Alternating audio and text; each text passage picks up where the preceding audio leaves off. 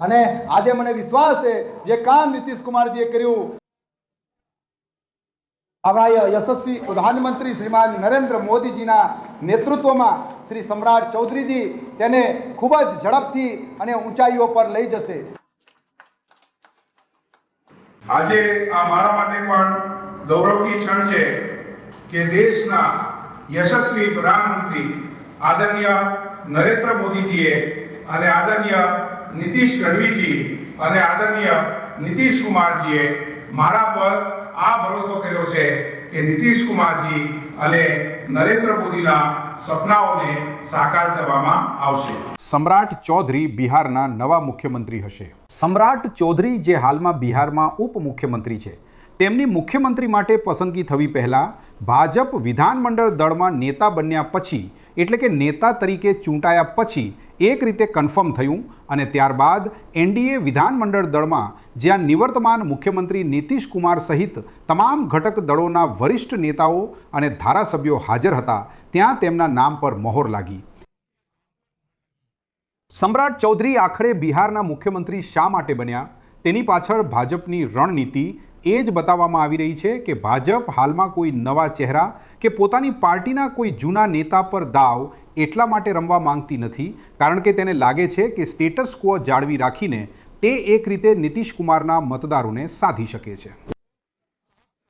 કારણ કે તેઓ જાણે છે, તેઓ આ સત્યથી વાકેફ છે કે નીતિશ કુમાર જે રીતે રાજ્યસભા માટે ચૂંટાયા અને મુખ્યમંત્રી પદ પરથી તેમને રાજીનામું આપવું પડ્યું, ત્યારબાદ તેમના મતદારો, ખાસ કરીને એનડીએના એક મોટા મતદારનો જે સમૂહ છે તેમાં ઘણી નિરાશા છે અને ભાજપે આ જ સત્યને એકનોલેજ કરતા સમ્રાટ ચૌધરીને બિહારનો તાજ આપ્યો છે, કારણ કે તેમને લાગે છે કે અત્યારે હાલમાં કોઈ નવા રાજકીય એક્સપેરિમેન્ટની જગ્યાએ જે છે એક રીતે કન્ટિન્યુટી કરવામાં આવે, કન્ટિન્યુટીને રાખવામાં આવે। જ્યાં સુધી સમ્રાટ ચૌધરીનો સવાલ છે તો નિશ્ચિતપણે ભાજપમાં તેઓ નવા ચહેરા છે।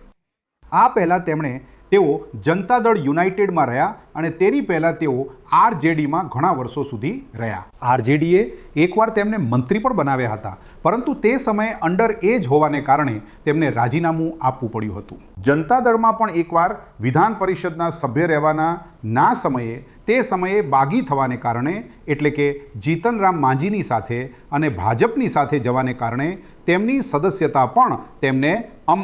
રદ થઈ હતી, સદસ્યતા ગુમાવવી પડી હતી। પરંતુ ભાજપમાં જે તેમનો રાઇઝ રહ્યો છે, ક્યાંક ને ક્યાંક પ્રધાનમંત્રી નરેન્દ્ર મોદી અને કેન્દ્રીય ગૃહમંત્રી અમિત શાહને લાગે છે કે તેઓ પાર્ટીનો જે જનાધાર છે, ખાસ કરીને જે એનડીએનો જનાધાર છે, તેને તેઓ એકજૂથ રાખી શકે છે। અને જો તમને યાદ હોય તો કેન્દ્રીય ગૃહમંત્રી અમિત શાહે જ્યારે તેઓ સમ્રાટ ચૌધરી તારાપુરથી વિધાનસભા માટે ચૂંટણી મેદાનમાં તે સમયે તેમણે કહ્યું હતું કે તમે આમને એકવાર જીતાડીને મોકલો,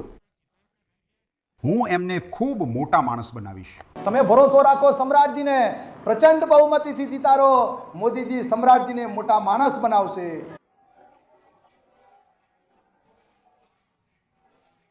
તો તમે કહી શકો છો કે અમિત શાહે તો પોતાનું વચન નિભાવ્યું છે। જ્યાં સુધી જનતા દળ યુનાઇટેડનો સવાલ છે તો હાલમાં નીતિશ કુમારના પુત્ર નિશાંત જે છે, પાર્ટીના કામોમાં તો તેઓ સક્રિય થશે, પરંતુ સરકારમાં આવવા માટે તેઓ તૈયાર થયા નથી।